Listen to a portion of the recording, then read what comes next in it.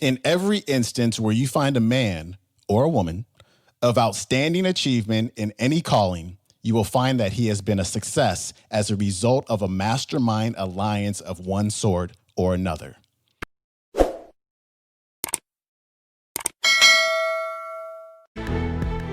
Welcome back to the Quote of the Day Show. I'm your host, Sean Croxton of SeanCroxton.com. Today's featured speaker is Napoleon Hill, who, of course, is the author of Think and Grow Rich, as well as many other success books out there. And today, Napoleon Hill is covering a concept that is one of the most important things I've ever learned, not just as a businessman, but also as a human being. You know, it's the new year, and we all are trying to create new possibilities in our lives. But I'll tell you one thing about that is that we're probably not going to be able to do it by ourselves.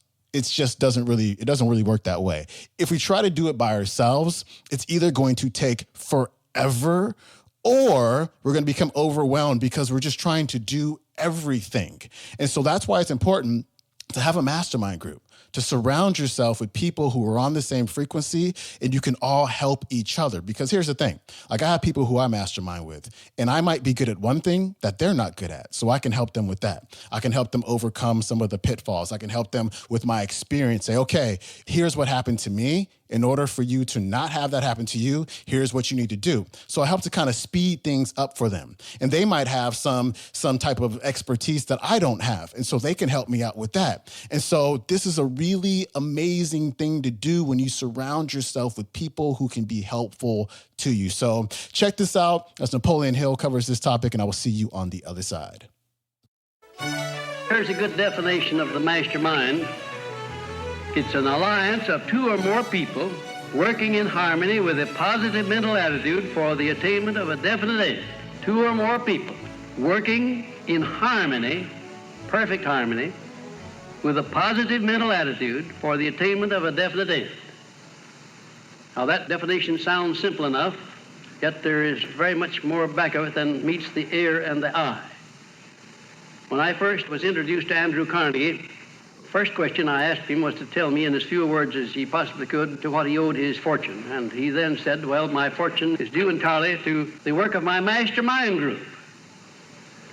And he said that mastermind is not made up of any one mind. It's made up of more than 20 men whose background, experience, education, temperament, and ability have been combined and blended and directed to a definite end in a spirit of perfect harmony. And that end is the making and the marketing of steel. That was the first time in my life I ever heard of the mastermind. And later on, as I commenced to contact these other men of great achievement, I found out there was no such a possibility as great achievement except by the application of the mastermind. That is to say, unless you learn to connect your mind with the minds of other people, use their education, their ability, their foresight, their temperament, and sometimes their capital, you'll never get very far. All of these great achievements, like General Motors and General Electric, Commonwealth Edison, are the results of mastermind alliances, including the application and use of other people's money. The mastermind principle is the medium through which one may procure the full benefits of the experience, the training, the education, and specialized knowledge of others of influence, just as completely as if their minds were one's own. For example, contemplate what happened in the life of Thomas A. Edison, who was thrown out of school after he had been there 3 months and sent home with a note to his parents saying that he had an adult mind and couldn't take an education. He never went back to school again. He never knew anything about any of the sciences, yet he selected as his major purpose in life a calling that made it necessary for him to use all of the sciences practically. He had to have technical ability, he had to have scientific training, he had to have a great variety of things, and yet he had none of those. And what did he do about it? What every successful man does who undertakes something that's beyond the realm of his own achievements. He surrounded himself with men who did have that ability, men who did understand chemistry, men who did understand physics, men who had the necessary training that he himself didn't possess, and he told them what to do, and they showed him how to do it. And in every instance where you find a man of outstanding achievement in any calling, you'll find that he has been a success as a result of a mastermind alliance of one sort or another.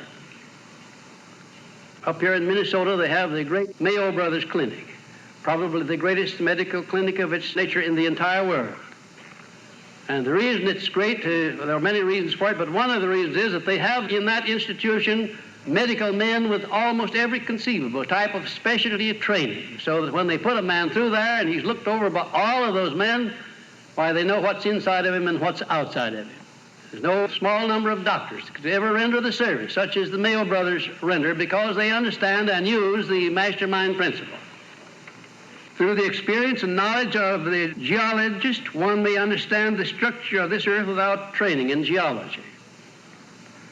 And through the experience and knowledge of a chemist, one may make practical use of chemistry without being a trained chemist. And incidentally, a man may choose as his major objective in life any purpose that he desires, and even though that purpose involves the education which he does not possess, he can easily bridge that deficiency by surrounding himself with people who do have that education.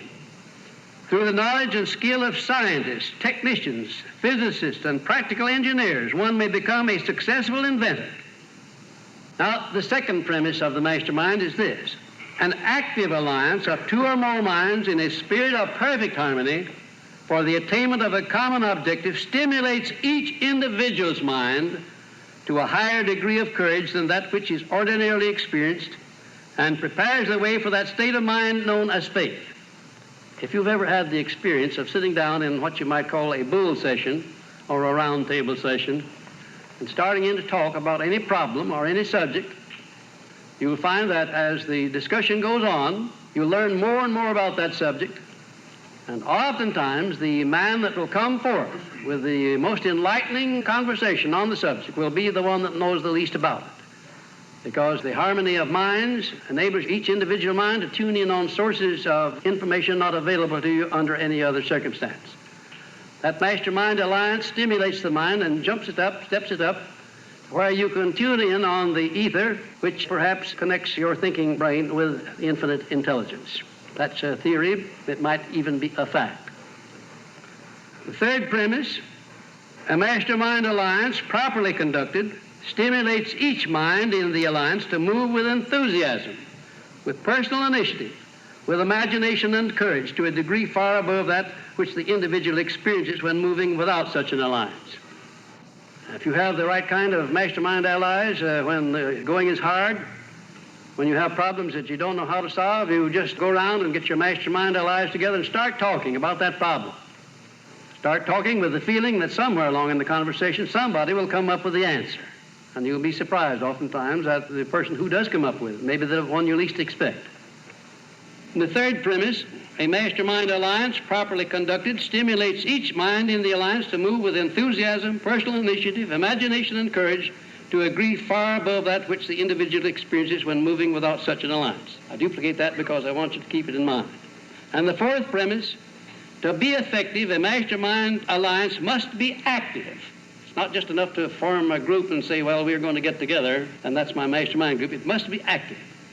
The mere association of minds is not enough. They must engage in pursuit of a definite purpose, and they must move with perfect harmony. And they must do it continuously. Without the factor of harmony, the alliance may be nothing more than ordinary cooperation or friendly coordination of effort, which is something vastly different from the mastermind. The mastermind gives one full access to the spiritual powers of the other members of that alliance. The spiritual powers now, mind you. A great number of years ago, I had the privilege of dining at the Chicago Athletic Club with the Big Six of Chicago. Now, the Big Six were William Wrigley, Jr., A.D. Lasker, the owner of the Lord and Thomas Advertising Agency, Mr. Rich and Mr. Hertz, who founded the Yellow Taxicab Company, Mr. McCulloch, who owned the Parmalee Transfer and Express business in Chicago, the largest of its kind in the world, and John R. Thompson, who owned the chain of stores.